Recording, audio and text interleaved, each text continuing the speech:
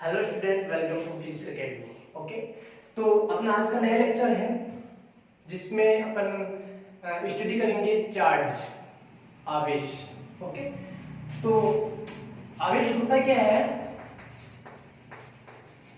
आवेश के बारे में स्टडी करते हैं। आवेश,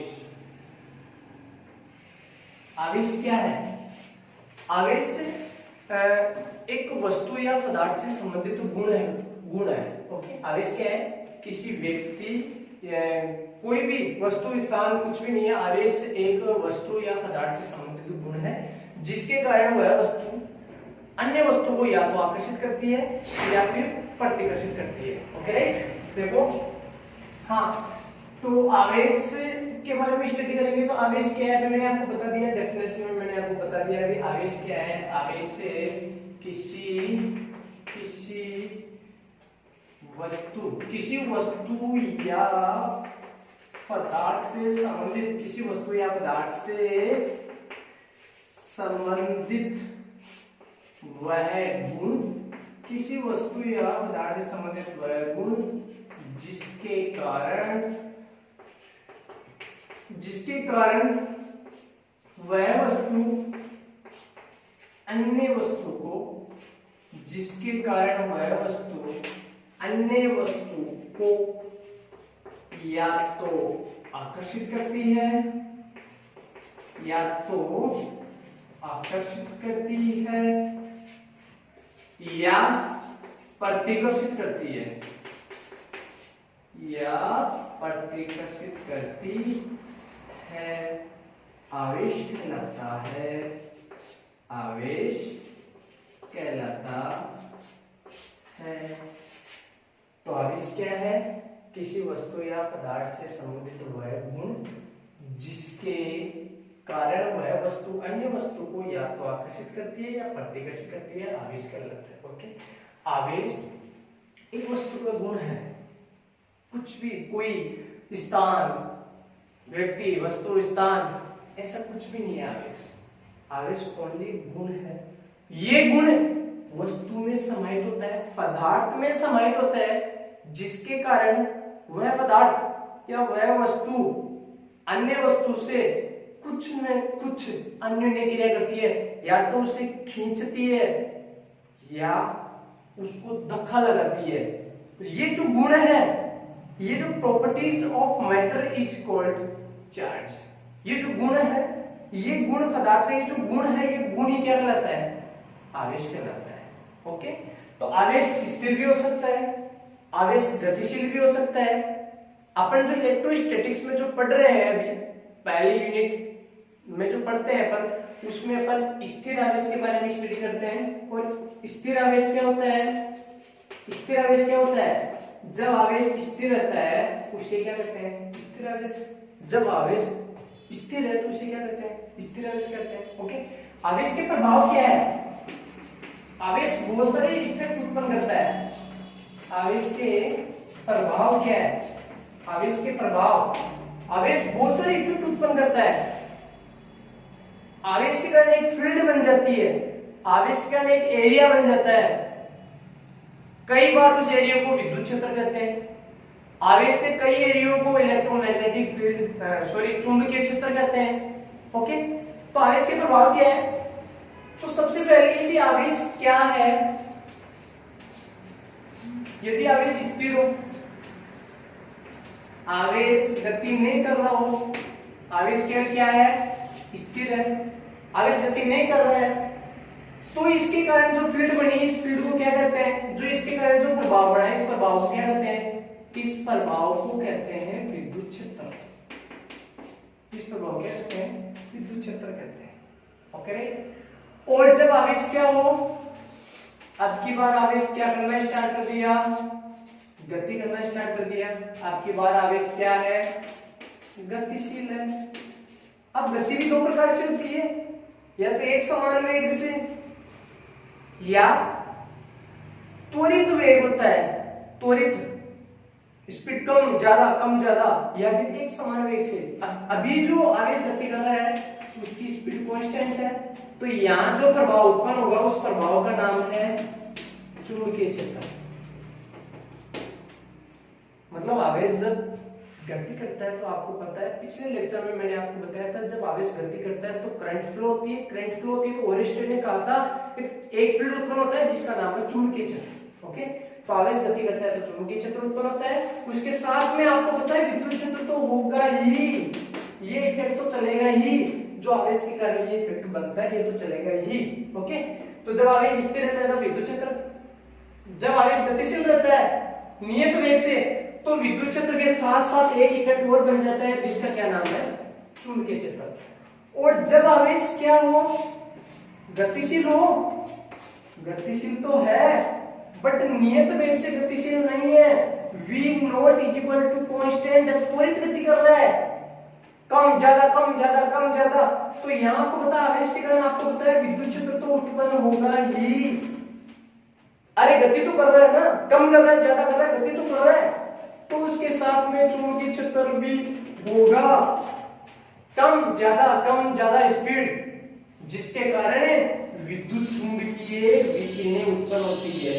क्या उत्पन्न होती है, विद्युत चुंबकीय विकिरणें उत्पन्न होती है। Very very important point, board exam में कई बार क्वेश्चन आ चुका है कि विद्युत चुंबकीय विकिरणें या विद्युत चुंबकीय तरंगे किनके कारण उत्पन्न होती है, तो इसका सीधा सा आंसर है, वो इसका आंसर है त्वरित आवेश। कौन सा आवेश, त्वरित आवेश। तो विद्युत चुंबकीय जो विकिरण है वो कहां से उत्पन्न होती है, त्वरित आवेश। त्वरित आवेश कौन सा है, ये रहा, कि जिसकी वेलोसिटी क्या है, कांस्टेंट नहीं है, त्वरित वेग से गतिशील है, उसके कारण इलेक्ट्रिक फील्ड भी बनती है, मैग्नेटिक फील्ड भी बनती है, बट इसके साथ साथ विद्युत चुंबकीय तरंगे भी बनती है, इलेक्ट्रोमैग्नेटिक वेव भी बनती है, जो मैंने आपको पिछले लेक्चर में बताया था कि इलेक्ट्रोमैग्नेटिक वेव क्या होती है। आज एक्स पढ़ा सर एक फॉर्मूला बताया था, आज एक्स पढ़ा सर गामा होती है, एक्स होती है, पराबैंगनी होती है, दृश्य होती है। ओके ठीक है, आज एक्स पढ़ा सर दृश्य होती है, आवृत्त होती है, सूक्ष्म होती है और रेडियो होती है, सारी इलेक्ट्रोमैग्नेटिक वेव है। मैंने आपको बताया था, फिर मैं बता रहा हूं, आज एक्स पढ़ा सर ये सारी इलेक्ट्रोमैग्नेटिक वेव है, these are electromagnetic wave, these are electromagnetic wave. A को छोड़ दो, G for gamma, X for X, P for पराबैंगनी, डी फॉर दृश्य, ए फॉर आवृत्त, एस फॉर सूक्ष्म, आर फॉर रेडियो। 1 2 3 4 5 6 7 ये सारी इलेक्ट्रोमैग्नेटिक वेव है। और इन सब की उत्पत्ति कहां से होती है, बेसिकली अलग अलग नहीं, बेसिकली इनकी उत्पत्ति कहां से होती है, जब आवेश क्या करता है, त्वरित गति करता है। आवेश जब त्वरित करता है तो इलेक्ट्रोमैग्नेटिक वेव की उत्पत्ति होती है, and these are electromagnetic wave. Okay right, तो किसका इफेक्ट चल रहा है, आवेश का इफेक्ट चल रहा है, किसके स्टडी, किस पर स्टडी कर रहे हैं, ओनली फॉर चार्ज। मैंने आपको बता दिया चार्ज क्या होता है, चार्ज एक पदार्थ का केवल गुण है। ओके, और कुछ भी नहीं है, चार्ज पदार्थ का गुण है, उस गुण के कारण उस पदार्थ में कुछ ऐसा होता है जिसके कारण वो अन्य वस्तु को या तो खींच लेता है या फिर क्या कर देता है, धक्का लगा देता है। ओके राइट, जैसे कंगा है, ओके, कंगे को बालों में रगड़ के जब पेपर के छोटे छोटे पीस के पास लेकर जाते हैं तो वो छोटे छोटे पेपर के पीस उस कंगे की चिपक जाते हैं। व्हाट इज दिस, क्या हुआ, क्यों चिपका, मतलब उस वो जो कंगा है उसमें कुछ ऐसा गुण आ गया, वो जो पदार्थ है उस पदार्थ में ऐसा गुण आ गया जिसके कारण वह अन्य पेपर के जो पीस है उनको खींचने लगे। पहले नहीं खींच रहा था, अब खींचने लगे, अब उसमें गुण आ गया। इसका मतलब आवेश आता है वस्तुओं पर, ओके, ट्रांसफर होता है आवेश।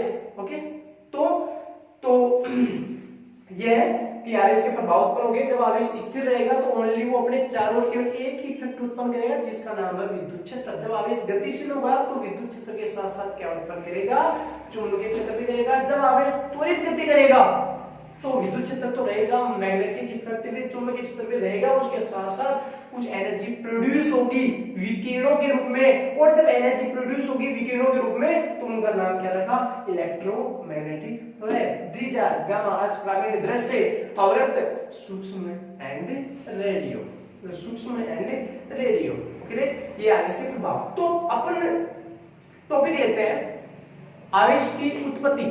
आवेश के बारे में आपने अच्छे तरीके से स्टडी कर ली। आवेश is a property, charge is a properties of matter, only एक प्रॉपर्टीज ऑफ मैटर है, एक गुण है और कुछ भी नहीं है। ये गुण किन्हीं कारणों से वस्तु पर आ जाता है।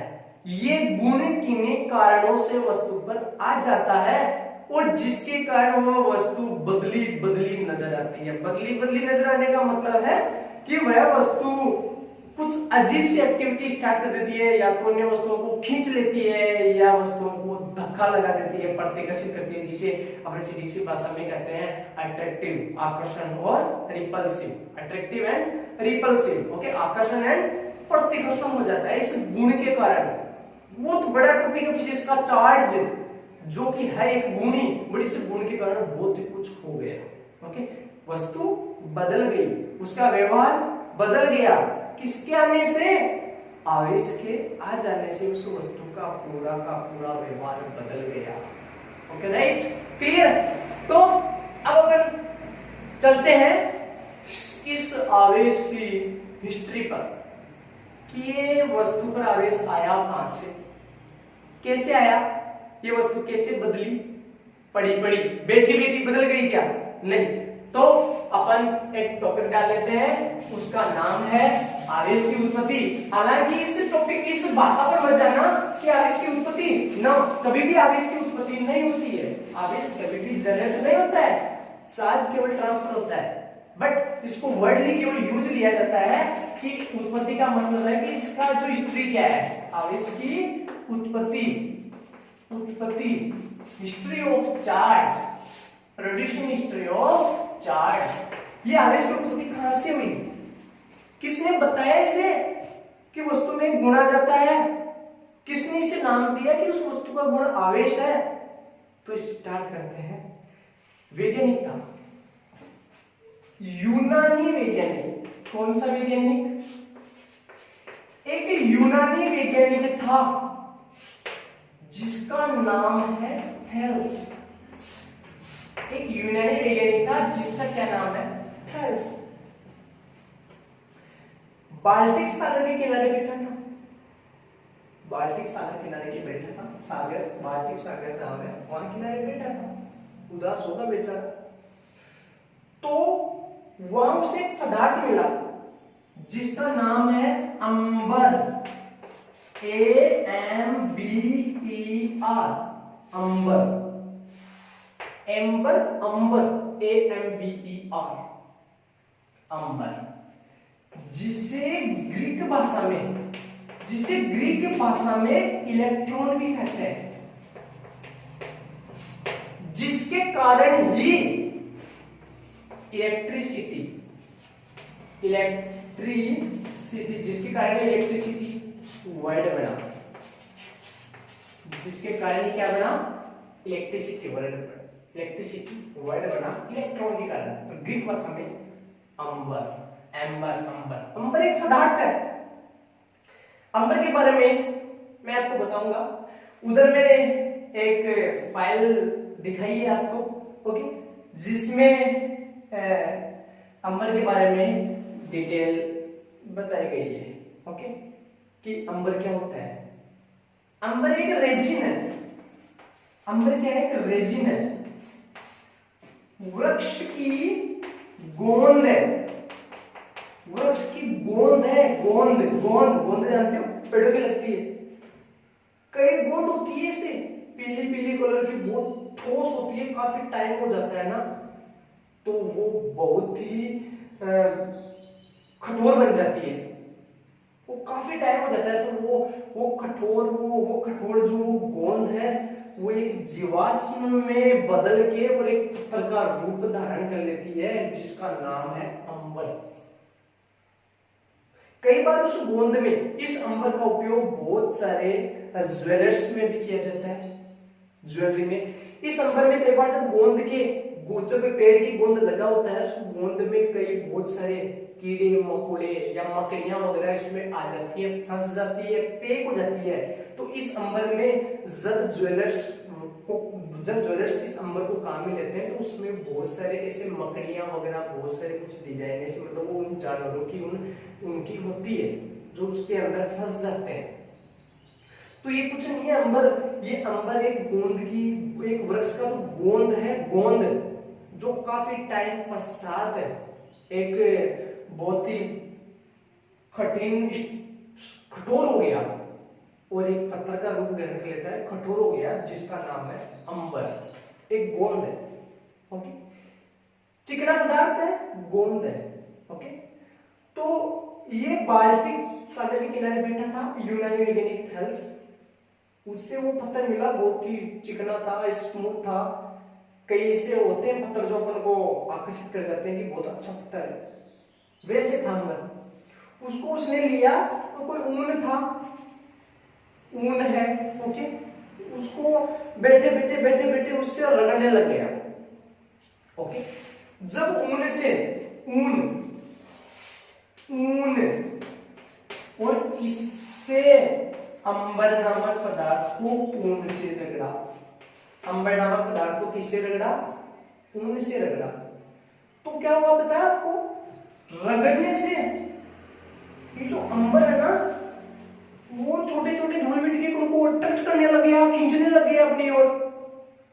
तो मैंने आपको एक बात बताई थी, खींचने लग गया, आकर्षित कर रहा है। इसका मतलब इस अंबर में क्या आ गया, कोई भी वस्तु किसी वस्तु को आकर्षित प्रतिकर्षित कब कर सकती है, जब उसमें गुण आ जाए, गुण, बदली बदली गुण, उस गुण को क्या कहते हैं, आवेश, ओके।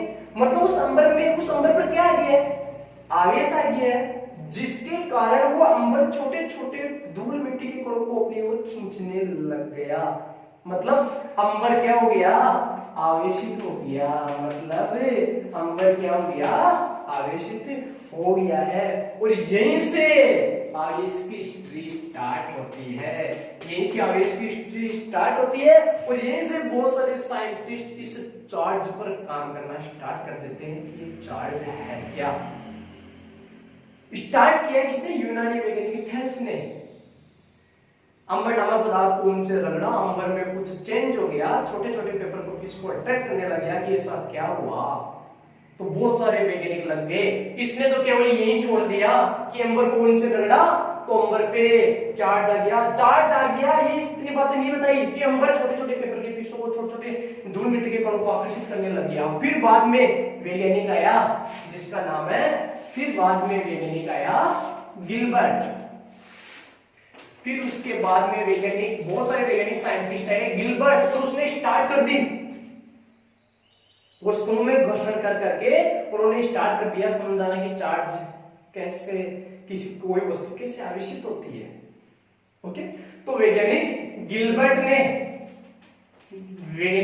ने बताया फिर आकर कि जब दो वस्तुओं, इसने भी ये बताया था कि जब दो वस्तुओं को रगड़ा जाता है तो उन वस्तुओं पर चार्ज आ जाता है, वो वस्तुएं आवेशित हो जाती है। इसने क्या बताया था, थेल्स ने क्या बताया था कि इतना एक ही किया, ऊन और अंबर को रगड़ के बस।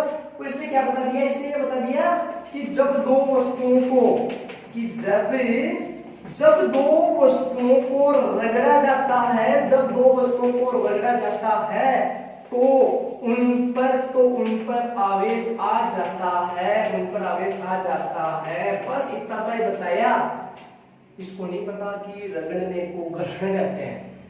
फिर वैज्ञानिक गिलबर्ट आया और उसने अपने बहुत सारे प्रयोग देकर सिद्ध किया कि दो वस्तुओं में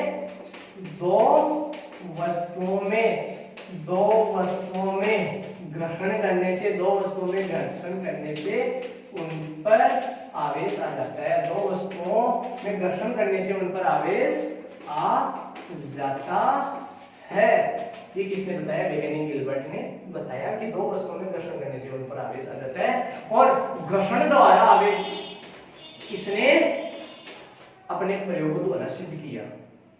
घर्षण के द्वारा आवेश की उत्पत्ति होती है, उसको इसने अपने प्रयोगों द्वारा सिद्ध किया। इसने अपने दो प्रयोग दिए, गिलबर्ट के प्रयोग।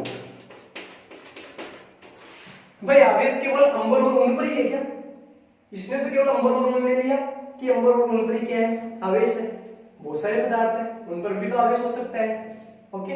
तो फिर बाद में वैज्ञानिक गिलबर्ट ने अपने प्रयोग किए और उन प्रयोगों में वैज्ञानिक गिलबर्ट ने बताया कि बहुत सारी वस्तुएं भी ऐसी हैं जिन पर क्या उत्पन्न होता है, आवेश उत्पन्न हो जाता है, उन पर आवेश आ जाता है। तो उसने दो प्रयोग किए।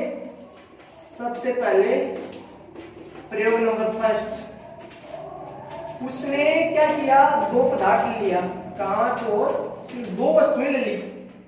गिलबर्ट आ गया थेल्स के बाद में, थेल्स ने अपने जो डिटेल थी वो बता दिया, और उसके बाद में गिलबर्ट आ गया। गिलबर्ट ने बहुत सारी वस्तुओं पर चार्ज कैसे उत्पन्न होता है उसके बारे में बताया।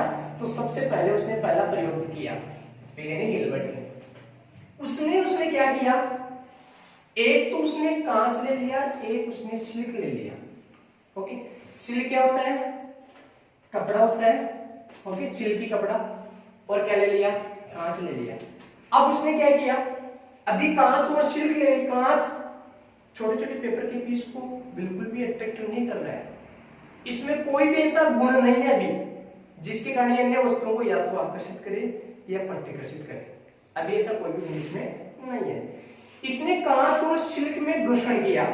जब कांच और सिल्क के मध्य घर्षण किया जाता है तो कांच पर तो पॉजिटिव चार्ज आ गया, या और सिल्क पर क्या गया, नेगेटिव चार्ज आ गया। चार्ज मतलब कैसे आया, कांच को सिल्क से रगड़ के जब कांच को छोटे छोटे पेपर के पीस के पास लेकर गया तो कांच उन छोटे छोटे पेपर के जो पीस है उनको अट्रैक्ट करने लग गया, जबकि पहले ये नहीं कर रहा था। अब उन छोटे छोटे पेपर के जो पीस है उनको ये खींचने लग गया। और आपको पता है खींचने का काम कब होता है, जब किसी वस्तु में एक गुण आ जाता है और उस गुण का नाम है आवेश। इसका मतलब इस कांच पर आवेश आ चुका है। तो गिलबर्ट का फर्स्ट प्रयोग क्या है कि जब कांच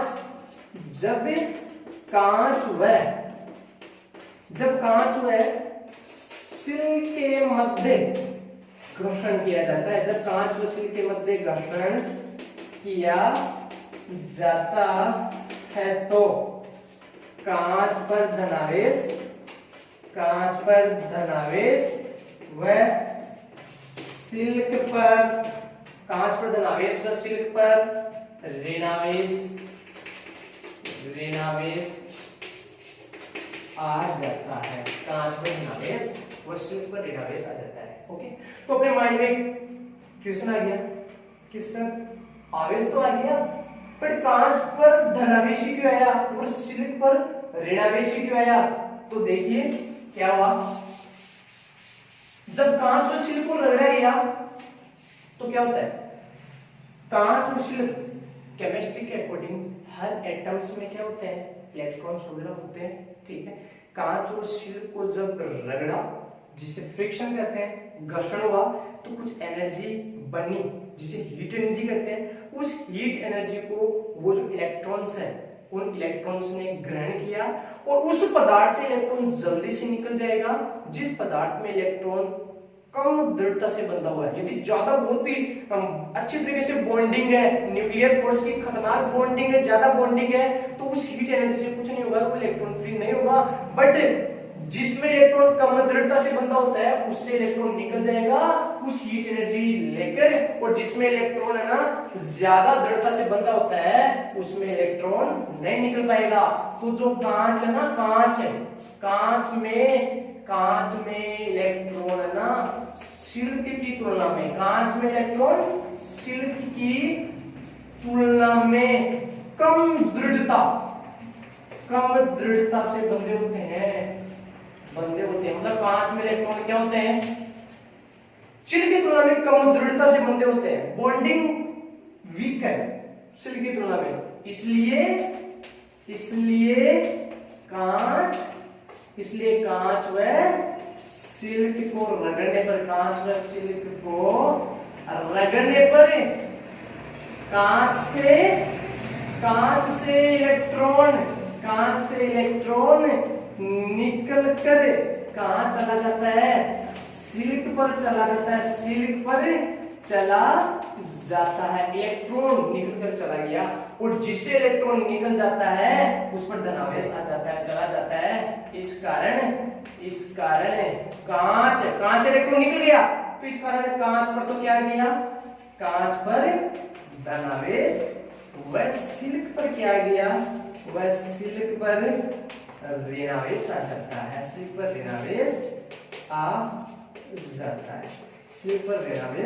आ जाता है। ओके राइट, ऋणावेश में इलेक्ट्रॉन निकल गया, उस पर चला गया, कांच से इलेक्ट्रॉन क्या हुआ, निकल गया, इसलिए कांच पर धनावेश आ गया और सिर पर ऋणावेश आ गया। अपन यहाँ धनावेश ऋणावेश को नहीं पढ़ रहे, अपन यहाँ पढ़ रहे हैं केवल आवेश के बारे में कि क्या वस्तुओं को रगड़ने से क्या उनमें कुछ गुण आ जाता है, और जिस गुण का बारे में अपन बात कर रहे हैं उस गुण को कहते हैं आवेश, जो अपने पहले पढ़ लिया था। ओके, आ जाता है बिल्कुल ऊन और अंबर से, यूनानी वैज्ञानिक थेल्स ने बता दिया और गिलबर्ट ने स्टार्ट कर दिया फर्स्ट प्रयोग में कांच और सिल्क से भी बता दिया कि कांच और सिल्क को भी यदि रगड़ा जाता है तो उन पर भी आवेश आ जाते हैं। ठीक है, तो फिर बाद में और क्यों आया ये भी आपको पता चल गया। चलो आवेश को आगे बढ़ आवेश का चक्कर भी आपको पता चल गया कि जिस पदार्थ में इलेक्ट्रॉन कम दृढ़ता से बंधे होते हैं उसे इलेक्ट्रॉन जल्दी से निकल जाते हैं, थोड़ी सी एनर्जी लेकर निकल जाते हैं, उस पर पॉजिटिव आ जाता है, और जिस पर चले जाते हैं उस पर क्या आ जाता है, नेगेटिव आ जाता है। ठीक है, गिलबर्ट का सेकंड प्रयोग मैं आपको बता दूं, एक ट्रिक है, फर्स्ट प्रयोग को याद करने की ट्रिक है जिसका नाम है कांसी। जैसे कांसी की थाली आती है वैसे ही एक वर्ड बनाया मैंने कांसी, हमेशा याद रहेगा। गिलबर्ट का फर्स्ट प्रयोग है कांसी और गिलबर्ट का सेकंड प्रयोग है एफर।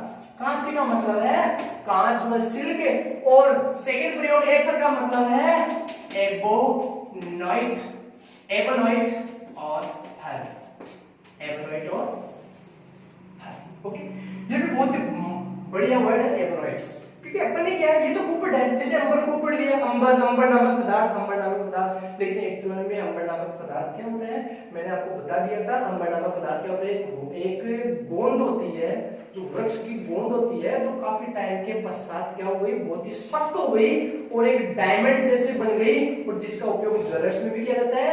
और यूनानी वैज्ञानिक थेल्स को ये बाल्टिक सागर के किनारे मिल गई थी, जहां से पूरी फिजिक्स की मेन ब्रांच इलेक्ट्रोस्टैटिक और चार्ज का निर्माण हो गया, जहां से चार्ज के बारे में स्टडी स्टार्ट हो गई। ओके, तो गिलबर्ट का सेकंड प्रयोग है एबोनोइट थर। अब एबोनोइट क्या है, कांच और सिल्क तो नॉर्मल सी बात है, कांच जानते हैं, सिल्क की कपड़ा जानते हैं, फर भी जानते हैं, फर आता है, रेशमी होता है, फर होता है, बिल्ली की खाल होती है, फरी होता है वो, ओके, स्मूथ हो। एबोनोइट क्या होता है, कभी देखा नहीं एबोनोइट, हालांकि ऐसे खूब देखी, ऐसे पता चल गया कि एबोनोइट को ऋणात्मक छड़ कहते हैं, एबोनोइट को ऋणात्मक छड़ कहते हैं, बट कभी आपने देखा है कि इसे ऋणात्मक छड़ क्या होती है, कहीं दिखाई दी? तो एबोनोइट क्या होता है, देखिए बहुत ही अच्छा वर्ड है ये एबोनोइट। एबोनोइट एक हार्ड रबर है, हार्ड रबर, जैसे रबर होता है ना वैसे हार्ड रबर है, हार्ड, बहुत ही हार्ड रबर है। और इसका नाम एबोनोइट इसलिए पड़ा क्योंकि यह हार्ड रबर एक अफ्रीका के जंगलों में एक वुड पाई जाती है जिसका नाम है इबोनी। इबोनी, अफ्रीका के जंगलों में एक लकड़ी पाई जाती है इबोनी, ओके, जिसका उपयोग काफी कंट्रियों में कॉफी टेबल वगैरह या स्मूथ जो वुड है उसमें इसका काम लिया जाता है इबोनी। और ये इबोनी वुड है, वैसे इस इबोनी का जैसा स्ट्रक्चर ही इस एबोनोइट का है, इसलिए इस एबोनोइट का नाम है, इस हार्ड रबर का नाम उस इबोनी से कंपेयर करते हुए इसका नाम रख दिया गया एबोनोइट।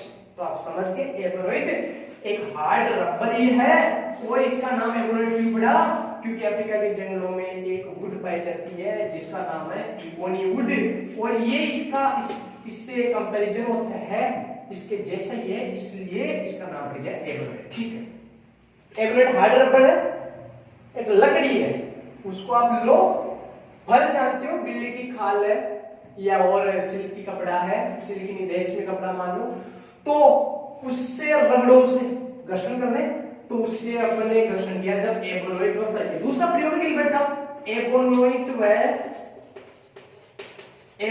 व फर के मध्य, एबोनोइट व फर के मध्य घर्षण किया जाता है, एबोनोइट व फर के मध्य घर्षण किया जाता है तो घर्षण किया जाता है तो एबोनोइट पर ऋणावेश, एबोनोइट पर ऋणावेश, एबोनोइट पर ऋणावेश व एबोनोइट पर ऋणावेश व फर पर धनावेश उत्पन्न हो जाता है, धनावेश आ जाता है, धनावेश धनावेश आ जाता है। ओके, एबोनोइट पर ऋणावेश पर क्या जाता है, धनावेश आ जाता है, मतलब आवेश आ जाता है, धनावेश ऋणावेश।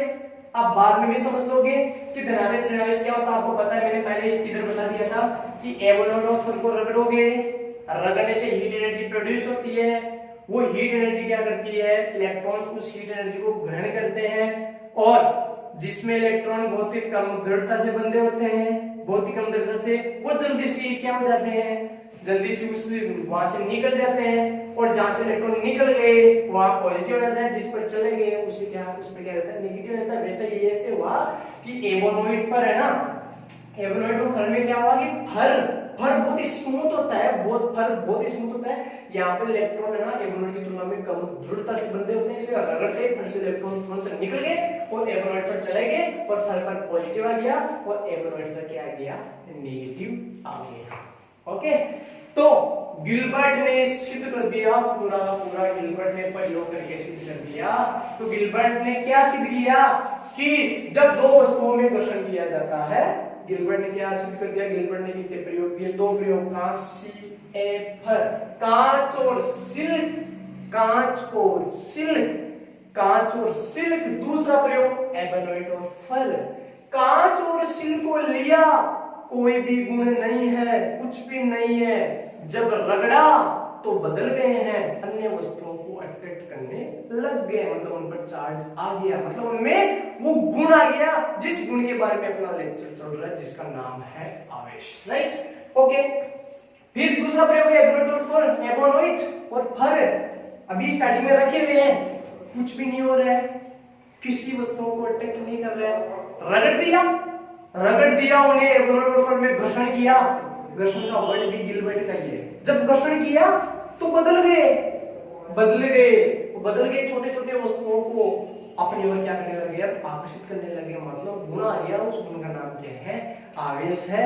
तो गिलबर्ट ने सिद्ध कर दिया कि घर्षण के द्वारा आवेशन होता है, घर्षण के द्वारा आवेश की उत्पत्ति होती है। अपने दो प्रयोगों के द्वारा उसने सिद्ध कर दिया कि जब दो वस्तुओं में घर्षण किया जाता है तो उन वस्तुओं पर क्या जाता है, आवेश आ जाता है। Okay, right. अब इसने दो प्रयोग कर दिए, अब इसने कुछ ऐसा प्रयोग किया कि एक बार इसने क्या कर लिया, जो कांच था, कांच पर क्या आया था, कांच पर आया था पॉजिटिव, एबोनोइट पर क्या था, नेगेटिव चार्ज।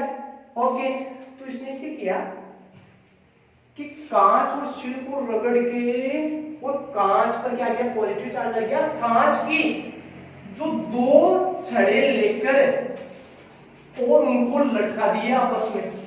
कांच पर आपको पता है क्या आया था, पॉजिटिव आया था, दो को ऐसे दो प्रयोग किए, कांच सिल्क, तो सिल्क से रगड़ के जल्दी से कांच की छड़ को लाके और दोनों को पास पास रख दिया, तो क्या हुआ, ये दूर दूर भगने लग गई, कांच की जो छड़े हैं वो क्या होने लग गई, दूर दूर भगने लग गई। Okay, right. फिर दूसरे इसने स्टडी की, कांच और सिल्क से जल्दी से घर्षण करके और कांच को लाया जिस पर पॉजिटिव था, और इधर क्या किया, एबोनोइट और फर को रगड़ के और जल्दी से एबोनोइट को लाया जिस पर माइनस था, और देखा तो क्या हुआ, दोनों को एबोनोइट, ये क्या है कांच, ये क्या है एबोनोइट, ये क्या है कांच, ये भी क्या है कांच, दोनों को छड़ों को पास लाया, दूर दूर भगने लग गई, और जब कांच और एबोनोइट को लाया तो इनके जो पार्ट है वो पास पास आने लग गए, और इनके दिमाग में एक पॉइंट आ गया गिलबर्ट के, और क्या आया कि ऐसा क्यों हुआ, उन्होंने डिस्कस कर दिया, उन्होंने निष्कर्ष निकाल दिया। क्या निष्कर्ष निकाला कि जब चार्ज एक ही प्रकृति के होते हैं तो उनके बीच में क्या होता है, ऐसा फोर्स जनरेट होता है जिस फोर्स के कारण वो दूर दूर चले जाते हैं, और इस घटना को कहते हैं प्रतिकर्षण। क्या कहते हैं, प्रतिकर्षण कहते हैं। ओके, और जब चार्ज विपरीत प्रकृति के होते हैं तो क्या होता है, उनमें एक फोर्स लगता है जो उनको पास पास ले आती है, और पास पास की जो घटना है वो होती है आकर्षण। और गिलबर्ट ने सिद्ध कर दिया इस बात से कि समान आवेशों के मध्य समान प्रकृति समान प्रकृति के आवेशों के मध्य, समान प्रकृति के आवेशों के मध्य, समान प्रकृति के आवेशों के मध्य क्या होता है? प्रतिकर्षण होता है, प्रतिकर्षण होता है। और समान प्रकृति के आवेशों के मध्य प्रतिकर्षण होता है, वह विपरीत प्रकृति के आवेशों के मध्य, विपरीत प्रकृति के आवेशों के मध्य क्या होता है? आकर्षण, आकर्षण होता है। ये बात इसने गिलबर्ट ने सिद्ध कर दी और बता दिया कि घर्षण करने से वस्तुओं पर चार्ज आ जाता है, और सेम जो चार्ज है, सेम प्रकृति के जो चार्ज है उनमें प्रतिकर्षण होता है, और जो विपरीत प्रकृति के चार्ज है उनमें क्या होता है? आकर्षण होता है। Okay right. उसके बाद में अपन को ये पता चला कि एक प्लस का है, एक माइनस का है, मतलब आवेश है गुण पर इसकी प्रकृति डिफरेंट है। तो फिर बाद में अपन को ये पता चला कि आवेश के कुछ ना कुछ तो प्रकार होते हैं। एक प्रकार, आवेश के बहुत सारे प्रकार है, तो आवेश के दो प्रकार है। एक को कहते हैं धनावेश, एक को कहते हैं ऋण आवेश। लाइक व्यक्ति के भी दो गुण होते हैं, अच्छाई और बुराई। वैसे ही जो वस्तु है, वस्तु का जो गुण है, गुण को कहते हैं आवेश, वस्तु के गुण को आवेश। और वस्तु में भी दो गुण होते हैं, एक तो अच्छाई वाला धनात्मक, एक बुराई वाला ऋणात्मक गुण होता है। तो आवेश कितने प्रकार के होते हैं? आवेश दो प्रकार के होते हैं, धनावेश और ऋणावेश। कई बार कंपटीशन में क्वेश्चन पूछा जाता है कि आवेश दो प्रकार का होता है, कौन से वैज्ञानिक ने बताया? गिलबर्ट ने नहीं बताया था, वैज्ञानिक बेंजामिन फ्रैंकलिन ने बताया था कि आवेश दो प्रकार के होते हैं, एक को धनावेश कहते हैं, एक को ऋणावेश करते हैं। वैज्ञानिक बेंजामिन फ्रैंकलिन ने बताया, और गिलबर्ट ने केवल घर्षण से वस्तु पर चार्ज आ जाता है अपने प्रयोगों द्वारा ये सिद्ध